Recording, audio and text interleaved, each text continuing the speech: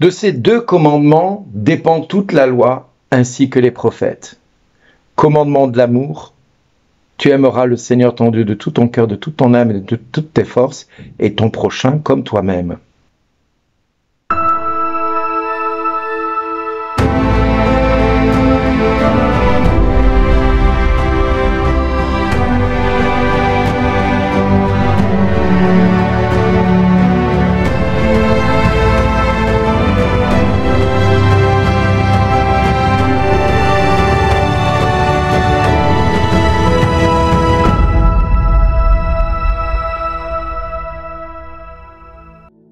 Aujourd'hui, le message vous est adressé par Bernard Diel. Le commandement de l'amour, selon Dieu, se résume simplement en 3 mots. Dieu est amour. Dieu est amour. Tout simplement pour nous faire comprendre qu'il n'y a dans son cœur aucun jugement envers quelque homme que ce soit, ou quelque femme que ce soit, bien évidemment. Mais il me semble important que chaque être humain se doit de regarder ce quotidien avec cette pensée dans notre cœur, Dieu est amour. Alors qui suis-je, moi, qui va me permettre de dire que mon frère vit ceci ou ma sœur vit cela, en disant tu devrais, tu as fait ceci, tu as dit cela, tu es comme ceci, tu es comme cela, et en final, nous faisons que tuer ce qui est chez l'autre, quelque chose qui nous dérange profondément. Mais si cela nous dérange profondément, sommes-nous animés par l'amour? Parce que sinon, cela ne nous dérangerait pas. Si nous étions animés par l'amour, quelle que soit l'attitude de notre frère, nous ne pourrions pas faire autrement que Dieu, c'est-à-dire en l'aimant tel qu'il est. Or, si quelque chose nous dérange chez notre frère ou chez notre sœur, si quelque chose nous dérange profondément dans ce qu'il fait, dans ce qu'il dit, c'est que cela atteint à notre intégrité personnelle, cela atteint à notre volonté de garder le contrôle sur certaines choses et de vouloir ne pas être dérangé dans notre zone de confort.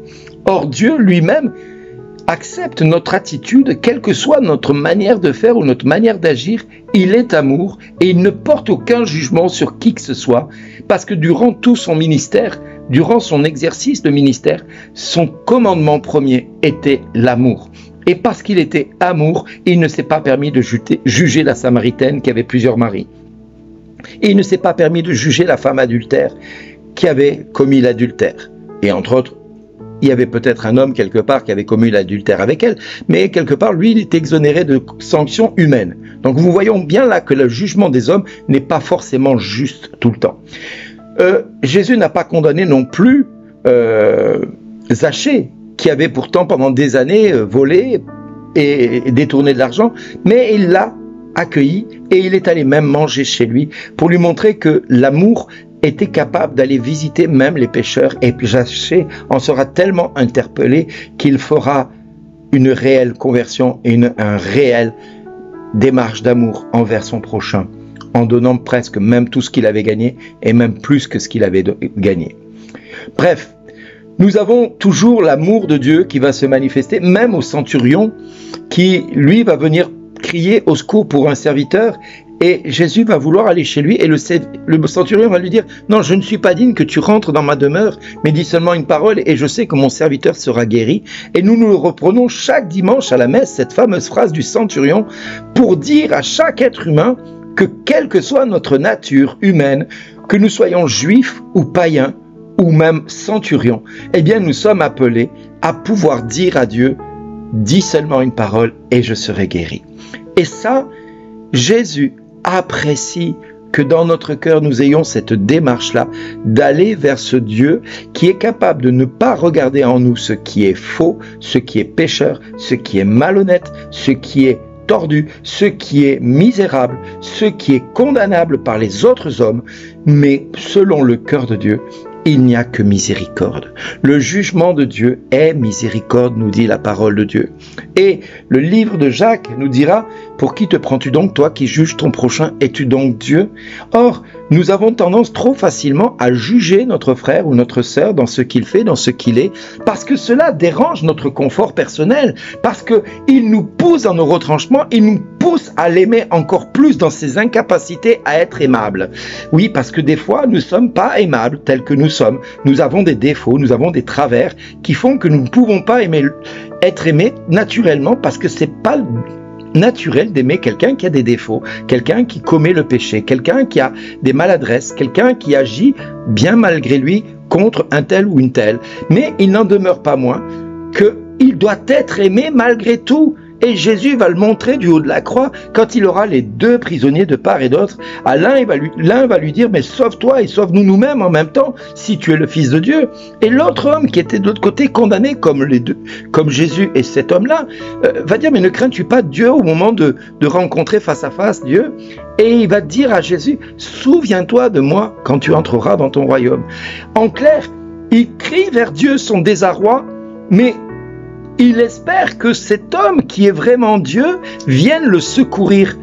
Mais que peut faire Jésus qui est en croix à ce moment-là pour cet homme qui est en train de mourir? Et est-ce que cet homme, malgré toutes les exactions qu'il a fait, a-t-il pu faire quelque chose pour se racheter de son inconduite ou de sa mauvaise vie, voire même de ses crimes passés?